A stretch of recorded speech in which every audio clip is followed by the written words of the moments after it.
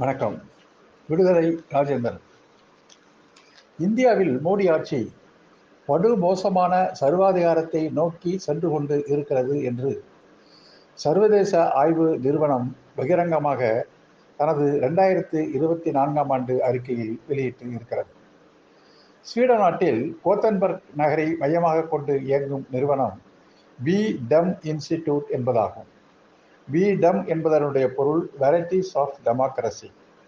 உலகின் பல்வேறு நாடுகளில் வெவ்வேறு வகையான ஜனநாயகங்கள் எப்படி செயல்பட்டு வருகின்றன என்பது குறித்து மிக விரிவாக ஆராய்ச்சி செய்கின்ற உலகின் முதன்மையான நிறுவனங்களில் ஒன்று இந்த வி டம் இன்ஸ்டிடியூட் என்பதாகும். இந்த நிறுவனத்தில் ஆய்வாளர்கள் 4200 பேர் 180 நாடுகளிலிருந்து பணியாற்றுகிறார்கள். 31 மில்லியன் தரவுகள் 202 நாடுகளை பற்றி இந்த நிறுவனத்திடம் இருக்கிறது.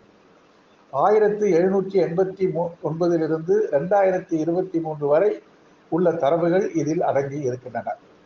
மிக துல்லியமாக ஒவ்வொரு நாட்டினுடைய ஜனநாயகம், வெவ்வேறு வகையான ஜனநாயக போக்குகள் பற்றி ஆராய்ந்து அறிக்கை தருவது இந்த நிறுவனம். அத்தகைய ஒரு நிறுவனம் 2024ஆம் ஆண்டு வெளியிட்ட அறிக்கையில் மோடி அரசாங்கம் மிக மோசமான சர்வாதிகார பாதையை நோக்கி சென்று கொண்டு இருக்கிறது. இங்கே பேச்சுரிமைகள் இல்லை. எதிர்ப்பவர்கள் கொடுமையாக ஒடுக்கப்படுகிறார்கள். அரசு எந்திரங்கள் முறைகேடாக பயன்படுத்தப்பட்டு வருகின்றன.